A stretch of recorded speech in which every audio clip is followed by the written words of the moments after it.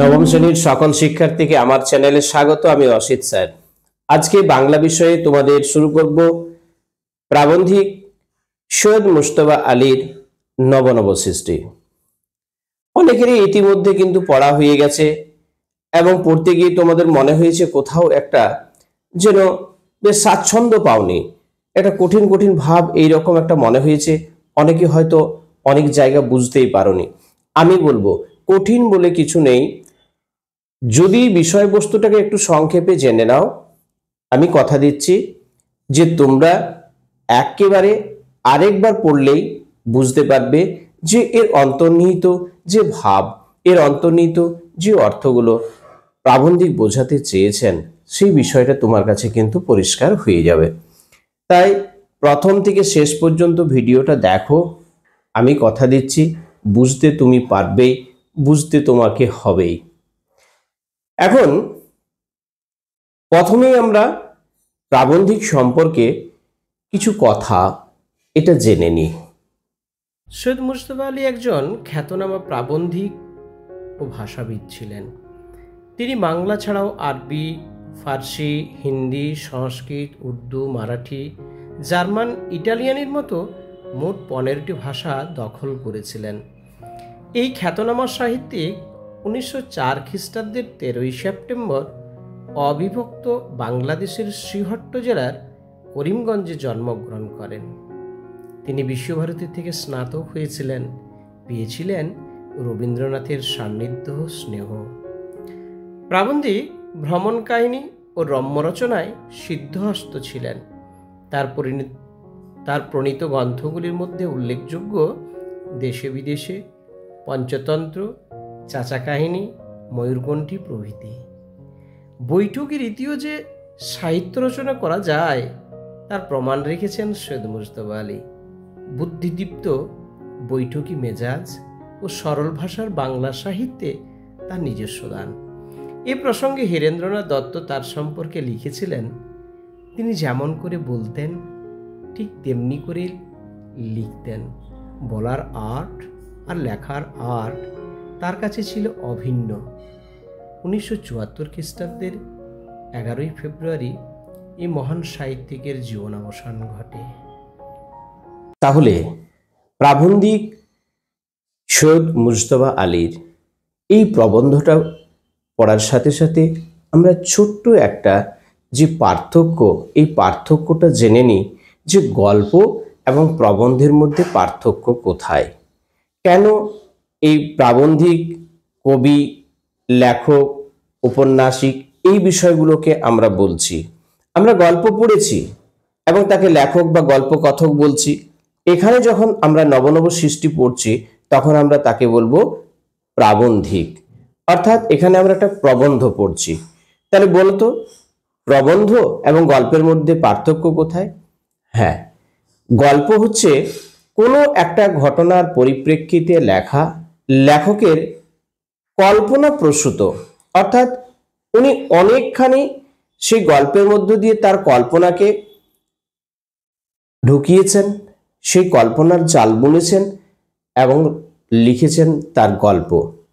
কিন্তু প্রাবন্ধিক তার প্রবন্ধ যখন তিনি লিখেছেন, অর্থাৎ এটা যখন রচনা করেছেন, তখন কোনো একটা ঘটনা প্রবাহের প্রত্যক্ষ সাক্ষী তিনি নিজে থেকেছেন এবং হয়তো নিজের জীবনের ঘটনাবলী হতে পারে, পরিবেশ বিষয়ক হতে পারে, রাজনৈতিক হতে পারে, যে প্রেক্ষাপটটাই হোক না কেন, সেটা তিনি যখন প্রত্যক্ষ করেছেন সেই ঘটনার মধ্যে কোনো কল্পনার জায়গা কিন্তু নেই। হুবাহু যা ঘটনা ঘটেছে সেই ঘটনাগুলোকে তিনি লিখে গেছেন এবং সেটাই হচ্ছে কিন্তু প্রবন্ধ। এখন এই নবনব সৃষ্টি প্রবন্ধে আমরা কালের কোন ঘটনা প্রবাহের কথা জানব, আমরা সেটা পড়লেই বুঝতে পারবো যে একটা সময় এই ভাষা আন্দোলন বা ভাষার মধ্যে যে বিভিন্ন বিদেশি ভাষা বা অন্যান্য পাশ্চাত্যের যে ভাষা এসেছে, বাংলা বলো, হিন্দি বলো, আমাদের যে ভাষাগুলো, এই ভাষাগুলোর মধ্যে যে সব শব্দগুলো বিদেশি শব্দ এসেছে, এই শব্দগুলোকে এই ভাষাগুলো থেকে তাড়িয়ে দেওয়া যায় কিনা, আমাদের এই ভাষাগুলোকে স্বতন্ত্র বা স্বাধীন ভাষা করা যায় কিনা, এই বিষয়ে তিনি যখন লিখেছেন তখনই তার নামকরণ করেছেন নবনব সৃষ্টি। আসলে তা নয়, কিছুতেই আমাদের এই যে বাংলা বলো হিন্দি বলো এই সব ভাষা থেকে কখনোই কিন্তু এই বিদেশি শব্দগুলোকে সরিয়ে দেওয়া যায়নি, বরং নবনব এই ভাষাগুলো এই শব্দগুলো আরো আমাদের বাংলাতে হিন্দিতে এসেছে। উনি বলছেন যে এই শব্দগুলো বিদেশি শব্দগুলো এসেছে, আসছে আর আসবে। অর্থাৎ তুমি দেখো যে আমরা যে বাংলা কথা বলি, এই বাংলা কথার মধ্য দিয়ে অনেক যে শব্দ ব্যবহার করছি, সেই শব্দগুলো আমাদের যে বাংলার দেশি শব্দ, এই শব্দ কিন্তু নয়।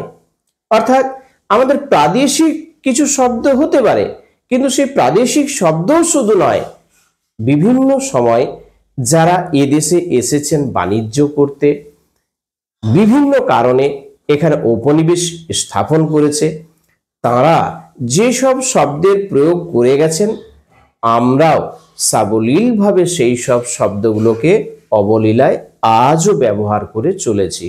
শুধু তা কেন, নবনব এই শব্দগুলো আসছে, নিচ্ছি, নেব।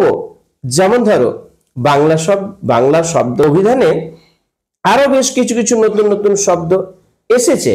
যেমন ধরো ইনস্টাগ্রাম, ফেসবুক, টুইটার, এইরকম যে শব্দগুলো, এই শব্দগুলো একেবারে নবীন বা নতুন শব্দ। তাহলে কি আমরা বাদ দিতে পেরেছি? উনি এই জায়গাটা বোঝাতে চেয়েছেন। এবং আমরা যে বাঙালি বিদ্রোহী জাতি, আমরা বিদ্রোহ করি এবং সেই বিদ্রোহকে দমনের জন্য আর একটা নতুন ভাবে বিদ্রোহ তৈরি হয়, এই প্রসঙ্গগুলোকে টেনে নবনব সৃষ্টি প্রবন্ধতে তিনি আমাদেরকে বোঝাতে চেয়েছেন। তাহলে আর কথা হবে না, এরপরে আমরা লাইন বাই লাইন ধরে প্রবন্ধের যে মূল বিষয়টা, সেই বিষয়টা জানার চেষ্টা করব। মনোযোগ সহকারে শুনবে এবং আজকে আমার চ্যানেলে যারা নতুন তাদেরকে বলবো সাবস্ক্রাইব করতে। সাবস্ক্রাইব করে রাখলে পরবর্তী পর্যায়ে আমার বিভিন্ন যে ক্লাসগুলো, সেই ক্লাসগুলো আমি দেবো এবং সেগুলো তোমরা দেখার সুযোগ পাবে। এবং অন্যদেরকে দেখার সুযোগ করে দেওয়ার জন্য শেয়ার করবে, আর ভালো লাগলে একটা লাইক কিন্তু করবে, ঠিক আছে? আর কমেন্ট করতে ভুলো না, কমেন্ট করো ভিডিও কেমন লাগছে, বুঝতে পেরেছো কিনা, কোথাও কি কোনো অসুবিধা হলো, এগুলো কিন্তু কমেন্ট সেকশনে গিয়ে কমেন্ট করে জানাও, ঠিক আছে? চলো শুরু করা যাক। নবনব সৃষ্টি, সৈয়দ মুজতবা আলী। সংস্কৃত ভাষা আত্মনির্ভরশীল। প্রত্যেকটা শব্দের অর্থগুলো বোঝার চেষ্টা করো। সংস্কৃত ভাষা আত্মনির্ভরশীল। আত্মনির্ভরশীল মানে যারা নিজের উপরে নির্ভরশীল। অর্থাৎ সংস্কৃত ভাষা তার যে শব্দ এবং শব্দ চয়নগুলো আছে, সেই সংস্কৃত ভাষা কিন্তু নিজস্ব। অর্থাৎ কোনো নতুন চিন্তা, অনুভূতি কিংবা বস্তুর জন্য নবীন শব্দের প্রয়োজন হলে সংস্কৃত ধার করার কথা না ভেবে আপন ভান্ডারে অনুসন্ধান করে। এমন কোনো ধাতু বা শব্দ সেখানে আছে কিনা যার সামান্য অদল বদল করে কিংবা পুরনো ধাতু দিয়ে নবীন শব্দটি নির্মাণ করা যায় কিনা। অর্থাৎ সংস্কৃতে যদি কখনো নতুন শব্দের প্রয়োজন হয়, তারা অন্যের শব্দের উপরে নির্ভর না করে নিজেদের যে অভিধান কিংবা নিজেদের যে ভান্ডার আছে, সেই ভান্ডারের ধাতু কিংবা শব্দ দিয়েই তারা কিন্তু নতুন শব্দ গঠন করার চেষ্টা করে, নির্মাণ করার চেষ্টা করে। তার অর্থ অবশ্য এই নয় যে সংস্কৃত কস্মিন কালেও বিদেশি শব্দ গ্রহণ করেনি। অর্থাৎ প্রাবন্ধিক বোঝাতে চেয়েছেন যে এমনটা নয় যে একটা বা দুটো বা পাঁচটা শব্দও সংস্কৃত বিদেশি শব্দ গ্রহণ করেনি, করেছে, নিয়েছে, কিন্তু তার পরিমাণ এতই মুষ্টিমেয় যে সংস্কৃতকে স্বয়ংসম্পূর্ণ ভাষা বলতে কারো কোনো আপত্তি থাকার কথা নয়। অর্থাৎ সংস্কৃতের মধ্যে যে বিদেশি শব্দগুলো নেওয়া হয়েছে এত সামান্য যা ধর্তব্যের মধ্যে কিন্তু নয়। তাই মুষ্টিমেয় যে কয়েকটা শব্দ নেওয়া হয়েছে সংস্কৃতকে স্বয়ংসম্পূর্ণ ভাষা বলার কারণে কারো কোনো আপত্তি থাকার কিন্তু কথা নয়। প্রাচীন যুগের সব ভাষায় তাই, অর্থাৎ সংস্কৃত ভাষা আমাদের কিন্তু আদি বা প্রথম ভাষা এবং বেদ রচনা হয়েছিল এবং বৈদিক অর্থাৎ যারা আর্য, এই আর্যরা কিন্তু এই ভাষা ব্যবহার করেছে এবং একে আমাদের আদি বা প্রথম ভাষা বলা হয় সংস্কৃতকে। তাহলে এই রকম যেসব প্রাচীন ভাষাগুলো আছে, যদিও আমরা মনে করি যে আমাদের বাংলা কিংবা হিন্দি এই ভাষাগুলো সংস্কৃত ভাষা থেকেই কিন্তু জন্ম নিয়েছে, আসলে বিষয়টা কিন্তু তা নয়। বিষয়টা হচ্ছে বাংলা শব্দের মধ্যে প্রচুর পরিমাণে সংস্কৃত শব্দ রয়েছে যা আমরা কিন্তু ব্যবহার করি, কিন্তু সংস্কৃত প্রচলিত একসময় ভাষা থাকলেও একটা সময় এসে সংস্কৃত কিন্তু ব্যবহার বন্ধ হয়ে যায়, ফলে এখানে তাকে বলা হয় মৃত ভাষা। এবং সংস্কৃত থেকে অন্যান্য যে ভাষাগুলো অপভ্রংশ এই ভাষাগুলো জন্ম কিন্তু হয়েছিল, সেখান থেকে কিন্তু বাংলা এবং অন্যান্য যে ভাষা আমাদের সে ভাষাগুলো জন্ম হয়েছে। তাহলে প্রাচীন যুগের সব ভাষায় তাই, অর্থাৎ তাই বলতে এখানে বলা হয়েছে আত্মনির্ভরশীল। হিব্রু, গ্রিক, আবেস্তা এবং ঈষৎ পরবর্তী যুগের আরবিও আত্মনির্ভরশীল এবং অধিকাংশ ক্ষেত্রেই কিন্তু স্বয়ংসম্পূর্ণ। যেসব কথাগুলো এখান থেকে ছোট্ট ছোট্ট প্রশ্ন হবে যে কোন ভাষা স্বয়ংসম্পূর্ণ কিংবা আত্মনির্ভরশীল ভাষা। আমরা বলতে পারি সংস্কৃত তো রয়েছে, হিব্রু, গ্রিক, আবেস্তা এবং আরবি ভাষাও খানিকটা স্বয়ংসম্পূর্ণ কিংবা আত্মনির্ভরশীল ভাষা। বর্তমান যুগের ইংরেজি ও বাংলা আত্মনির্ভরশীল নয়। তাহলে আত্মনির্ভরশীল ভাষাগুলো আমরা বুঝতে পারলাম কোন কোন ভাষাকে আত্মনির্ভরশীল ভাষা বলা হয়েছে, কিন্তু বর্তমান যুগে ইংরেজি ও বাংলা আত্মনির্ভরশীল কিন্তু নয়। আমরা প্রয়োজন মতো এবং অপ্রয়োজনে ভিন্ন ভিন্ন ভাষা থেকে শব্দ নিয়েছি এবং নিচ্ছি। তাহলে কেন আত্মনির্ভরশীল নয়? না, আমরা প্রয়োজন মতো কি হয়েছে, ভাষাকে বিভিন্ন ভাষা থেকে আমরা শব্দ নিয়েছি এবং নিচ্ছি। পাঠান মোগল যুগে আইন, আদালত, খাজনা, খারিজ নতুন রূপে দেখা দিল বলে আমরা আরবি ও ফার্সি থেকে প্রচুর শব্দ গ্রহণ করেছি। তাহলে যে সময় পাঠান বা মোগল এই পিরিয়ডটাতে অর্থাৎ এই সময়কালটাতে আইন, আদালত, খাজনা, খারিজ এই ধরনের যে শব্দগুলো, এরকম প্রচুর শব্দ কিন্তু আমরা আরবি এবং ফার্সি থেকে কিন্তু গ্রহণ করেছি এবং করছি। তাই কি একে আত্মনির্ভরশীল ভাষা বলা চলে না। কাকে? না, ইংরেজি এবং বাংলাকে। পরবর্তী যুগে ইংরেজি থেকে ইংরেজির মারফতে অন্যান্য ভাষা থেকেও নিয়েছি এবং নিচ্ছি। ভারতবর্ষের ঔপনিবেশিক শাসন 200 বছর ইংরেজরা থেকেছে, তাদের মধ্য দিয়েও আমরা অন্যান্য দেশের যে ভাষা সে ভাষাগুলো তাদের মধ্য দিয়েও কিন্তু আমরা গ্রহণ করেছি। বিদেশি শব্দ নেওয়া ভালো না মন্দ সে প্রশ্ন অবান্তর। প্রাবন্ধিক বলছেন যে এই বাংলা শব্দের মধ্যে যে বিদেশি শব্দ আছে বা নবনব আসছে, এই শব্দ নেওয়া ভালো না মন্দ এই প্রশ্ন বলেছেন অবান্তর। নিয়েছি এবং এখনো সজ্ঞানে আপন খুশিতে নিচ্ছি এবং শিক্ষার মাধ্যম রূপে ইংরেজিকে বর্জন করে বাংলা নেওয়ার পর যে আরো প্রচুর ইউরোপীয় শব্দ আমাদের ভাষায় ঢুকবে সে সম্বন্ধে কারো কোনো সন্দেহ নেই। তাহলে ইংরেজিকে যদি আমরা বর্জন করি এবং বাংলা নেওয়ার পরেও আমাদের কিন্তু ইউরোপীয় প্রচুর শব্দ আমাদের ভাষার মধ্যে ঢুকবে এবং এই বিষয়ে বলছে কারো কোনো সন্দেহ নেই।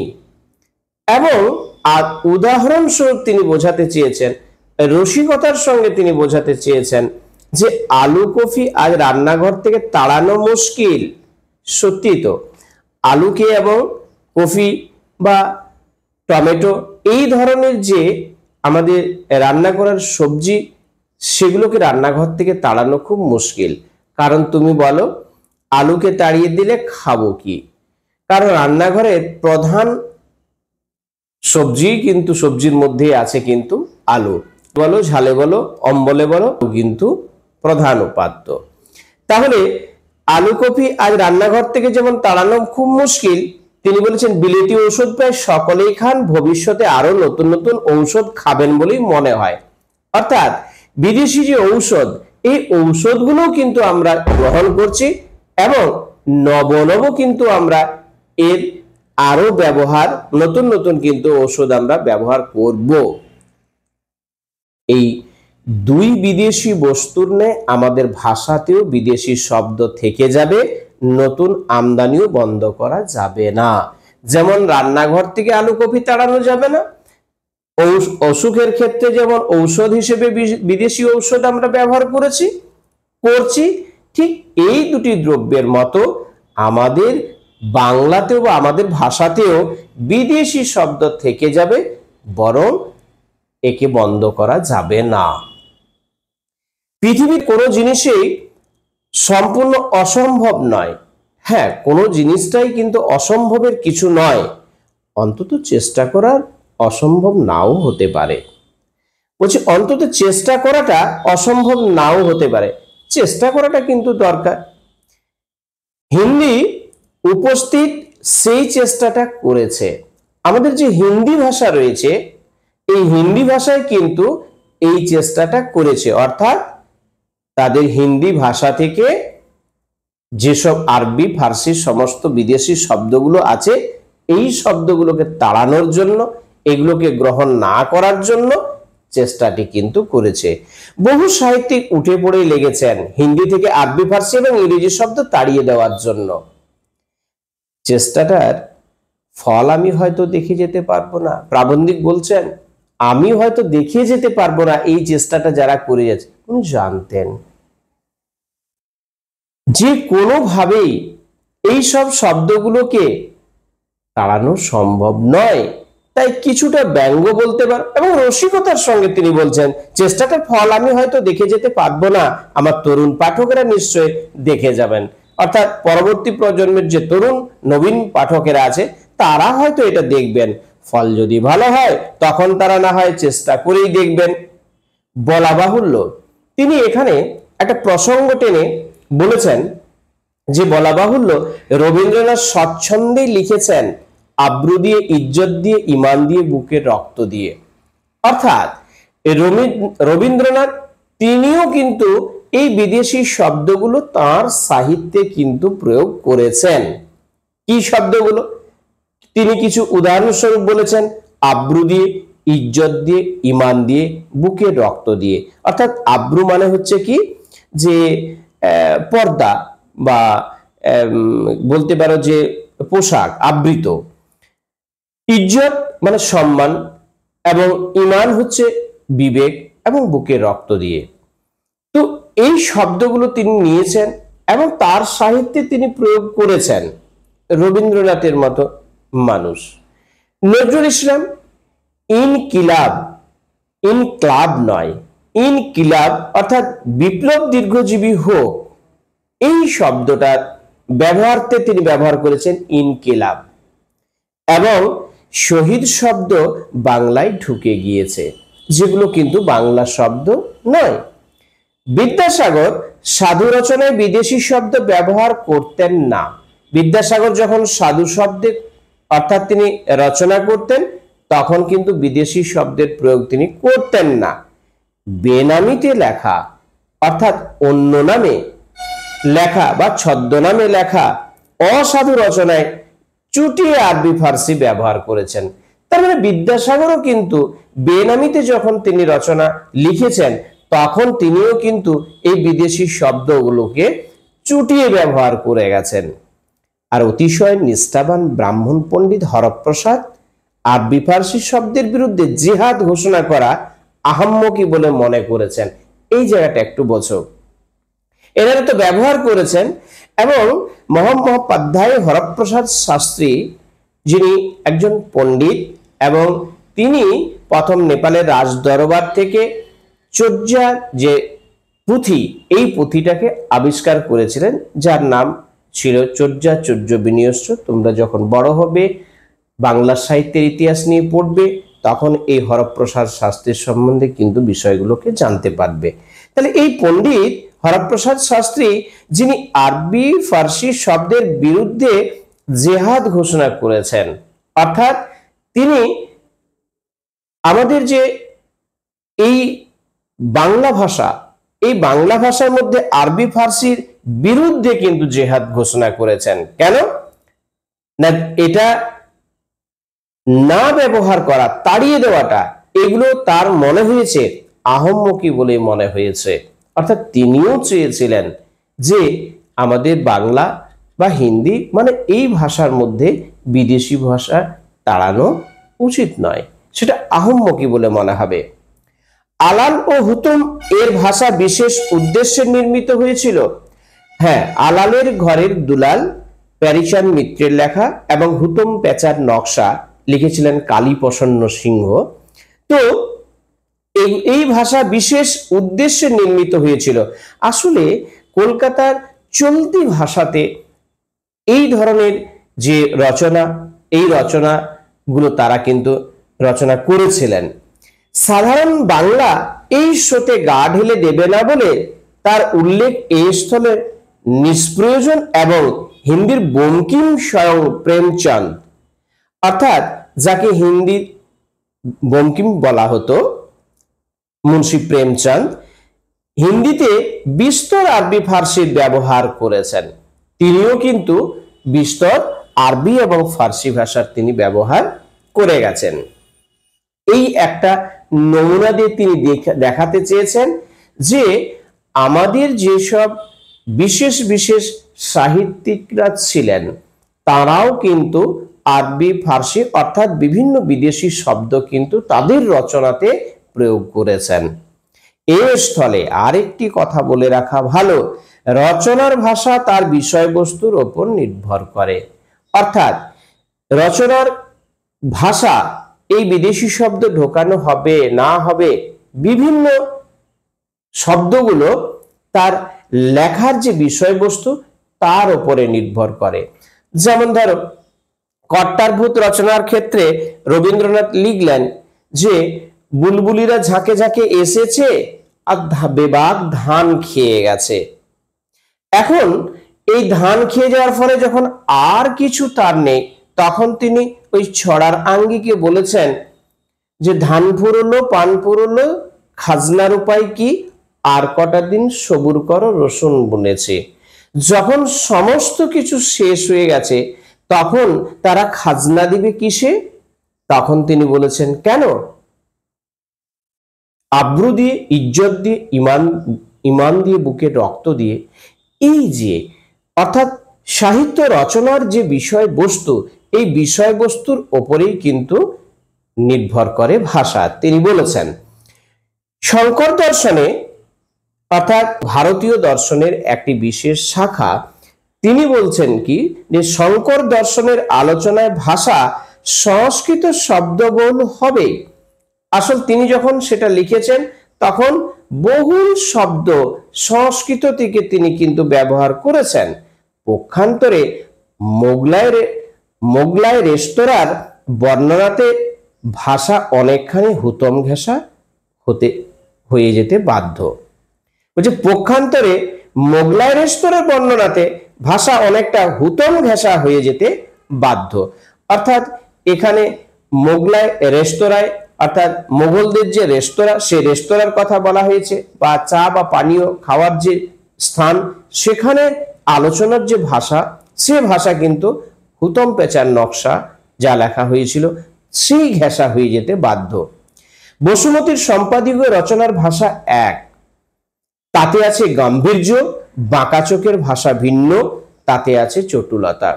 অর্থাৎ বসুমতী এখানে পৃথিবী না, পত্রিকা, যে পত্রিকার সম্পাদকীয় রচনার ভাষা ছিল তাতেও ছিল গাম্ভীর্য, এবং বাঁকা চোখের ভিন্ন, তাতেও ছিল চটুলতা। অর্থাৎ এই ধরনের ভাষার সেখানেও কিন্তু প্রয়োগ সম্পাদকও করেছেন। বাংলায় যেসব বিদেশি শব্দ ঢুকেছে তার ভেতরে আরবি, ফার্সি এবং ইংরেজি প্রধান। বলা হয়েছে আমাদের যে ভাষা বাংলা, এই বাংলা ভাষার মধ্যে যেসব বিদেশি শব্দগুলো এসেছে, বিশেষত আরবি, ফার্সি এবং ইংরেজি তার মধ্যে প্রধান। সংস্কৃত শব্দ বিদেশি নয়, সংস্কৃত শব্দ আমাদের দেশের ভাষা ছিল, এক সময় তার বহুল প্রচলন ছিল। অতএব সংস্কৃত ভাষা কিন্তু বিদেশি নয়, এবং পর্তুগিজ, ফরাসি, স্পেনিশ শব্দ এতই কম যে এগুলো নিয়ে অত্যন্ত দুশ্চিন্তা করার কোনো কারণ কিন্তু নেই। তাহলে বলেছেন প্রাবন্ধিক পর্তুগিজ, ফরাসি এবং স্পেনিশ যে ভাষা বাংলায় আছে, কিন্তু এর শব্দ এতই কম যে সেগুলো ধরার মতো কিন্তু নয়। বাংলা ভিন্ন অন্য যে কোনো ভাষার চর্চা আমরা করি না কেন, সে ভাষার শব্দ বাংলাতে ঢুকবে। বলছে বাংলা ভিন্ন অন্য যে কোনো ভাষার চর্চা আমরা করি না কেন, সে ভাষার শব্দ বাংলাতে কিন্তু ঢুকবে। সংস্কৃত চর্চা এদেশে ছিল বলে বিস্তর সংস্কৃত শব্দ বাংলায় ঢুকেছে, এখনো আছে বলে অল্প বিস্তর ঢুকছে, যতদিন থাকবে ততদিন আরো ঢুকবে বলে আশা করতে পারি। সংস্কৃত তো আমার দেশের ভাষা ছিল, অতএব সেই সংস্কৃত ভাষা আমাদের বাংলা শব্দে প্রচুর এসেছে, আসছে, এবং পরবর্তীকালেও এটা হয়তো আমরা নেব, ব্যবহার করব, এই কথা বলেছেন প্রাবন্ধিক। স্কুল কলেজ থেকে যে আমরা সংস্কৃত চর্চা উঠিয়ে দিতে চাই না, তার অন্যতম প্রধান কারণ বাংলাতে এখনো আমাদের বহু সংস্কৃত শব্দের প্রয়োজন। সংস্কৃত চর্চা উঠিয়ে দিলে আমরা অন্যতম প্রধান খাদ্য থেকে বঞ্চিত হব। কি সুন্দর রসিকতা করে তিনি বলেছেন যে স্কুল কলেজ থেকে যে আমরা সংস্কৃত চর্চা উঠিয়ে দিতে চাই না, তার অন্যতম প্রধান কারণ হচ্ছে না বাংলাতে এখনো আমাদের কিন্তু প্রচুর এই সংস্কৃত শব্দের কিন্তু প্রয়োজন আছে, এবং সংস্কৃত চর্চা উঠিয়ে দিলে আমরা যে অন্যতম প্রধান খাদ্য অর্থাৎ বাংলা যে ভাষাটা, সে ভাষাটাই কিন্তু উঠে যাবে, অর্থাৎ অন্যতম প্রধান খাদ্য থেকেই আমরা বঞ্চিত হব। ইংরেজির বেলাতেও তাই, বিশেষ করে দর্শন, নন্দনশাস্ত্র, পদার্থবিদ্যা, রসায়নবিদ্যা ইত্যাদি জ্ঞান এবং ততোধিক প্রয়োজনীয় বিজ্ঞানের শব্দ আমরা চাই। বলছি ইংরেজির বেলাতেও কিন্তু তাই। কেন? বিশেষ করে দর্শন, ফিলোসফি, নন্দনশাস্ত্র এবং পদার্থবিদ্যা, রসায়নবিদ্যার মতো যেসব জ্ঞানগুলো আমরা অর্জন করতে চাই, সেই জ্ঞানগুলোর ক্ষেত্রে আমাদের প্রয়োজন কিন্তু বিদেশি শব্দ। রেলের ইঞ্জিন কি করে চালাতে হয় সেই সম্বন্ধে বাংলাতে কোনো বই আছে বলে জানি না। প্রাবন্ধিক বলছেন যদি আমরা ইঞ্জিনিয়ারিং নিয়ে পড়তে চাই, অর্থাৎ রেল ইঞ্জিন কি করে চালাতে হয়, এই সব বিষয়গুলোকে যদি জানতে হয়, প্রযুক্তির সম্বন্ধে যদি জানতে হয়, তাহলে বাংলাতে যে কোনো বই আছে এটা আমরা জানি না। তাই এই সব টেকনিক্যাল শব্দের প্রয়োজন যে আরো কত বেশি, সেই সম্বন্ধে কোনো সুস্পষ্ট ধারণা এখনো আমাদের মনের মধ্যে নেই। সুতরাং ইংরেজি চর্চা বন্ধ করার সময় এখনো আসেনি। অর্থাৎ প্রাবন্ধিক বলতে চেয়েছেন যে বাংলা ভাষাতে যে টেকনিক্যাল শব্দগুলো, বিশেষত রসায়ন, পদার্থবিদ্যা, নন্দনশাস্ত্র যাই বলো না কেন, শুধু তাই নয়, রেল ইঞ্জিন কি করে চালাতে হয় এইসব বিষয়ক, অর্থাৎ এইগুলো জানতে হলে আমাদের ইংরেজিতেই কিন্তু পড়তে হবে। তাই তিনি বলছেন যে ইংরেজি কিন্তু এখনো বন্ধ হয়ে যাওয়ার সময় কিন্তু আসেনি। একমাত্র আরবি ফার্সি শব্দের বেলা অনায়াসে বলা যেতে পারে যে এই দুই ভাষা থেকে ব্যাপকভাবে আর নতুন শব্দ বাংলাতে ঢুকবে না। তিনি নিশ্চিত বলেছেন যে ইংরেজি না, যদি হয় একমাত্র আরবি এবং ফার্সি এই শব্দের বেলায় অনায়াসেই বলা যেতে পারে যে এই দুটি ভাষা ব্যাপকভাবে আর নতুন করে এই শব্দগুলো কিন্তু আসবে না। কেন?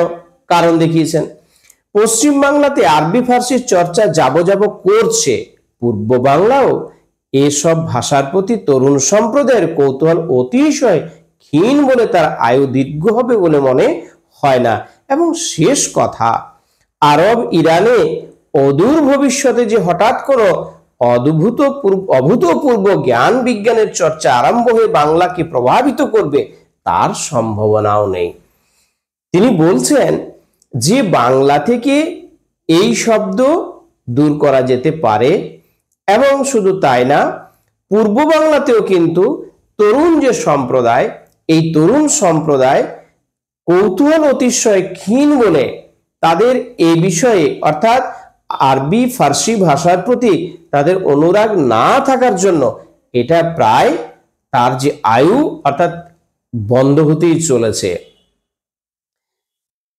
তাছাড়া তিনি আরেকটা কথা বলেছেন যে আরব বা ইরানে অদূর ভবিষ্যতে যে হঠাৎ কোনো অভূতপূর্ব জ্ঞান বিজ্ঞানের চর্চা আরম্ভ হয়ে পড়বে, যে আমাদেরকে ওটা শিখতেই হবে, নাহলে ওই জ্ঞান আমাদের কিন্তু বাকি থেকে যাবে, এমন কোনো সম্ভাবনাও তিনি কিন্তু দেখেননি।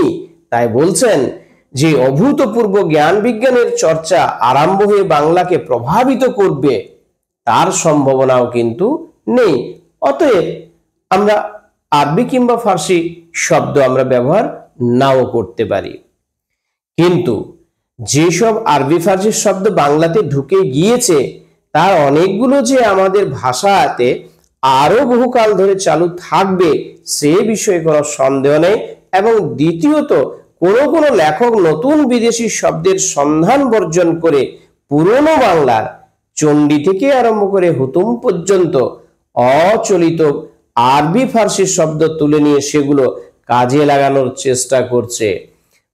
উনি বলছেন যে ঠিক, আরবি এবং ফার্সিকে আমরা বাদ দিয়ে দিতে পারি, ওটা আমাদের প্রয়োজন নেই, আর এমন কোনো বিশেষ ভবিষ্যতের প্রয়োজন পড়বেও না যাতে করে তার উপরে আমাদেরকে নির্ভর করতে হবে। কিন্তু বাংলাতে এমন বেশ কিছু শব্দ আরবি এবং ফার্সি ঢুকে আছে যেগুলো আরো বহুকাল ধরে কিন্তু থাকবে, যা আমাদেরকে চালিয়ে যেতে হবে। শুধু তাই নয়, দ্বিতীয়ত বলেছেন কোনো লেখক নতুন বিদেশি শব্দের সন্ধান বর্জন করে পুরনো বাংলার অর্থাৎ চণ্ডী থেকে আরম্ভ করে হুতুম পেঁচার নকশা পর্যন্ত অচলিত আরবি ফার্সি শব্দ যেগুলো আর ব্যবহার করা হয় না এমন শব্দকে তুলে নিয়ে এসে কাজে লাগানোর চেষ্টা করছে। অতএব আমাদের কিছু মানুষ কিন্তু এর প্রয়াসী হয়েছেন, একে পছন্দ করছেন, তার কোনো একটা সৃষ্টির মধ্যে স্রষ্টা তার অভিনবত্ব খুঁজে পাচ্ছেন, চেষ্টা করছেন, তাই কিন্তু ব্যবহার করছে। কিছুদিন পূর্বেও এই এক্সপেরিমেন্ট করা অতিশয় কঠিন ছিল, অর্থাৎ একে গবেষণা করা বা পরীক্ষা করা কঠিন ছিল, কিন্তু অধুনা বর্তমানে বিশ্ববিদ্যালয়ের কল্যাণে অনেক ছাত্রছাত্রীকে বাধ্য হয়ে পুরনো বাংলা পড়তে হয়। তারা এই সব শব্দের অনেকগুলো অনায়াসে বুঝতে পারবে বলে অচলিত অনেক আরবি ফার্সি শব্দ নতুন মেয়াদ পাবে। অর্থাৎ তাদেরকেও এইগুলো নিয়ে পড়াশোনা করতে হচ্ছে, জানতে হচ্ছে, এবং তাই এই যে আরো এর আয়ু দীর্ঘ হবে এটাতে কোনো সন্দেহ নেই। এই পরিস্থিতির সামনে জীবনমৃত এইসব শব্দের একটা নতুন খতেম নিলে ভালো হয়। অর্থাৎ তিনি বলতে চেয়েছেন যে এই ধরনের একটা যে পরিস্থিতি, এই পরিস্থিতির মধ্যে জীবনমৃত অর্থাৎ বেঁচে থেকেও মরার অবস্থা, এইরকম শব্দের একটা নতুন খতেম অর্থাৎ জমা খরচের হিসেব নিলে ভালো হয়। ভারতীয় মক্তব মাদ্রাসায় যদিও প্রচুর পরিমাণে আরবি ভাষা পড়ানো হয়েছিল, তবুও কার্যত দেখা গেল ভারতীয় আর্যগণ ইরানি আর্য সাহিত্য অর্থাৎ ফার্সির সৌন্দর্যে অভিভূত হলেন। তাহলে ভারতীয় মুসলিম সম্প্রদায়ের যে শিক্ষা প্রতিষ্ঠান মক্তব এবং মাদ্রাসা যদিও প্রচুর পরিমাণে আরবি শব্দ বা আরবি ভাষাকে অধ্যয়ন বা পড়ানো হয়েছিল, তবু কার্যত দেখা গেল ভারতীয় আর্যগণ ইরানি আর্য সাহিত্য অর্থাৎ ফার্সি ভাষা এর সৌন্দর্যকে কিন্তু অভিভূত হলেন। উর্দু সাহিত্যের মূল সুর তাই ফার্সির সঙ্গে বাঁধা। বলা হয়েছে উর্দু সাহিত্যের মূল সুর এই জন্য ফার্সির সঙ্গে বাঁধা, অর্থাৎ ফার্সি ভাষাকে পছন্দ করেছিলেন, ফার্সি ভাষাতে শিক্ষা দেওয়া হয়েছিল, তাই তার মূল সুর ফরাসির সঙ্গে বাঁধা হয়ে আছে, আরবির সঙ্গে নয়। হিন্দি গদ্যের উপরও বাইরের যে প্রভাব পড়েছে সেটাও ফার্সি এবং আরবি নয়। একদা ইরানে যেরকম আর্য ইরানি ভাষা, তোমরা এই ভাষা সম্বন্ধে পড়বে, আর একটু বড় হও দেখবে ক্লাস 11 থেকে তোমাদের বাংলা সাহিত্যের ইতিহাসের যে ভাষা, এই ভাষাটা যখন পড়বে তখন কিভাবে বাংলা ভাষার জন্ম হলো, কোথা থেকে বাংলা ভাষার জন্ম হলো, সংস্কৃত ভাষা সম্বন্ধে এবং পৃথিবীর যে বিভিন্ন ধরনের ভাষা চর্চা ছিল এবং সেগুলো কি রূপ ধারণ করেছে, সমস্ত বিষয়গুলো জানতে পারবে। তাহলে একদা ইরানে যেরকম আর্য ইরানি ভাষা ও সেমিতি আরবি ভাষার সংঘর্ষে নবীন ফার্সি জন্মগ্রহণ করেছিল, ভারতেও সেই সংঘর্ষের ফলে সিন্ধি, উর্দু ও কাশ্মীরি সাহিত্যের সৃষ্টি হয়েছিল। তাহলে উনি একটা উদাহরণ দিয়ে বলেছেন, ইরানে যে আর্য ইরানি ভাষার সঙ্গে সেমিতি আরবির মিলনে একটা নতুন ভাষার জন্ম হয়েছিল, নবীন ফার্সি। অনুরূপভাবে ভারতবর্ষেও কিন্তু সেই সংঘর্ষের ফলে সিন্ধি ও উর্দু ও কাশ্মীরি সাহিত্যের কিন্তু নতুন ভাষার সৃষ্টি হয়েছিল। কিন্তু আরবির এই সংঘর্ষ ফার্সির মাধ্যমে ঘটেছিল বলে কিংবা অন্য যে কোনো কারণেই হোক, ভারতবর্ষীয় এই তিন ভাষা ফার্সির মতো নব সৃষ্টি দিয়ে ঐশ্বর্যশালী সাহিত্য সৃষ্টি করতে পারল না। উর্দুতে কবি ইকবালি এর তত্ত্ব সম্যক হৃদয়ঙ্গম করেছিলেন ও নতুন সৃষ্টির চেষ্টা করে উর্দুকে ফার্সির অনুকরণ থেকে কিঞ্চিত নিষ্কৃতি দিতে সক্ষম হয়েছিলেন। কার কথা বলা হয়েছে? না, উর্দুর যে কবি ছিলেন ইকবাল। বাঙালির সর্বশ্রেষ্ঠ সাহিত্য সৃষ্টি তার পদাবলী কীর্তনে। বাঙালিদের যে পদাবলী কীর্তন, তা বাংলা সাহিত্যের ক্ষেত্রে এটা কিন্তু সর্বশ্রেষ্ঠ বলে ধরা হয়।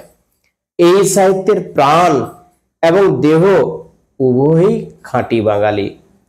অর্থাৎ এই সাহিত্যের শুধু যে মহাভারতের শ্রীকৃষ্ণ বাংলার খাঁটি কানু রূপে ধারণ করেছেন তাই নয়, শ্রীমতী রাধাও যেন একেবারে খাঁটি বাঙালির মেয়ে, সে বিষয়ে কোনো সন্দেহ নেই। তাহলে ভারতের যে মহাভারত রয়েছে, তো শ্রীকৃষ্ণ ইনি একেবারে যেন বাংলার এক ছেলে, আর শ্রী রাধিকা তিনিও যেন বাংলার এক মেয়ে। এইভাবেই কিন্তু বাংলাতে তাদেরকে ধরা হয়েছে। ভাটিয়ালির নায়িকা, ভাটিয়ালি একটা সুর, একটা গান, যেটা মাঝি মাল্লাদের গান। বাউলের ভক্ত, বাউল যে হয় বাউল সঙ্গীত, এবং মুর্শিদিয়ার আশিক ও পদাবলীর শ্রীরাধা একই চরিত্র একই রূপে প্রকাশ পেয়েছে। তিনি বলতে চেয়েছেন এই সমস্তগুলো, বাউল বলো, ভাটিয়ালি বলো, মুর্শিদিয়ার আশিক বলো কিংবা পদাবলীর শ্রীরাধা, এরা যেন একই চরিত্রের। বাঙালির চরিত্রে বিদ্রোহ বিদ্যমান। তিনি শেষে বলছেন যে এই বাঙালি, এদের যে চরিত্র, এই চরিত্রে বিদ্রোহ বিদ্যমান, অর্থাৎ এরা সবসময় বিদ্রোহ করে গেছে। আর এই তার অর্থ এই যে কি রাজনীতি, কি ধর্ম, কি সাহিত্য, যখনই যেখানে সে সত্য শিব সুন্দরের সন্ধান পেয়েছে তখনই সেটা গ্রহণ করতে চেয়েছে, এবং তখন কেউ গতানুগতিক পন্থা, প্রাচীন ঐতিহ্য এর দোহাই দিয়ে সেই প্রচেষ্টা বাধা দিতে গেলে তার বিরুদ্ধে বিদ্রোহ করেছে। এই জায়গাটা অত্যন্ত ইম্পর্টেন্ট এবং এটা কিন্তু একদম বোঝার। তিনি বলেছেন বাঙালির চরিত্র বিদ্রোহের, ঠিক, কিন্তু সেটা রাজনীতিতে হোক, সাহিত্যে হোক, যেখানেই হোক, কিন্তু মানুষ সত্যম শিবম সুন্দরম, সত্য শিব এবং সুন্দরের পূজারী, এরা যখনই এখানে সন্ধান পেয়েছে তখনই কিন্তু সে তার সেখানটাতে কাজে লাগিয়েছে। এবং যখনই কাজে লাগিয়েছে বাঙালি সংগ্রামী, সে কিন্তু প্রতিবাদ করেছে। প্রাচীন ঐতিহ্য এর দোহাই দিয়েছে প্রচেষ্টায় বাধা দিতে গেলে তার বিরুদ্ধেও বিদ্রোহ করেছে। অর্থাৎ যা নিয়ে বিদ্রোহ করছে তার বিষয়টাকে নিয়েও আর একটা বিদ্রোহ শুরু হয়েছে। এবং তার চেয়ে বড় কথা, যখন সে বিদ্রোহ উচ্ছৃঙ্খলতায় পরিণত হতে চেয়েছে, যখন আর সেটাকে সামলাতে পারা যায়নি, তখন তার বিরুদ্ধে আবার বিদ্রোহ করেছে। অর্থাৎ তার বিরুদ্ধে আবার জোরালো বিদ্রোহ হয়েছে। এর মধ্য দিয়ে প্রাবন্ধিক বোঝাতে চেয়েছেন যে এই বিদ্রোহ বাঙালির হিন্দুর ভিতরে সীমাবদ্ধ নয়, কেবল যে হিন্দুরাই এরাই বিদ্রোহী হয়ে ওঠে এমনটা নয়, বাঙালি মুসলমানও এ কর্মে পরম তৎপর। অর্থাৎ এ বাংলায় যারা হিন্দু থেকে মুসলমান ধর্মে ধর্মান্তরিত হয়েছে তাদের ক্ষেত্রেও দেখা গেছে যে বাঙালির চরিত্রের মধ্যে যেমন বিদ্রোহ বিদ্যমান, তাদের ক্ষেত্রেও কিন্তু তাই। অর্থাৎ ধর্ম বদলাইলেই জাতির চরিত্র বদলায় না। যদি ধর্ম বদলায় তাহলে জাতির যে চরিত্র, অর্থাৎ বাঙালির যে চরিত্র, বিদ্রোহ, এটা কিন্তু কখনো বদলায় না। আশা রাখছি বিষয়টা কিছুটা বোঝাতে পেরেছি, কিন্তু তোমাকে 2 থেকে 3 বার আপাতত এটা পড়তে হবে, খুঁটিয়ে খুঁটিয়ে পড়তে হবে। যে জায়গাগুলো থেকে প্রশ্ন হয় এই জায়গাগুলো তোমাকে মনে রাখতে হবে, কারণ এখান থেকে ছোট প্রশ্ন, বড় প্রশ্ন, সব ধরনের প্রশ্ন হবে। অতএব মূল যে বিষয়টা, এই ভাবটাকে কিন্তু তোমাকে উপলব্ধি করতে হবে, মনে রাখতে হবে যে নবনব সৃষ্টিটা কেন বলেছেন প্রাবন্ধিক। এইটা যদি মনে রাখতে পারো, গুছিয়ে আমার মনে হয় প্রশ্নের উত্তরগুলো তুমি লিখতে পারবে, মুখস্থ করার কোনো প্রয়োজন নেই। ঠিক আছে, সবাই ভালো থেকো।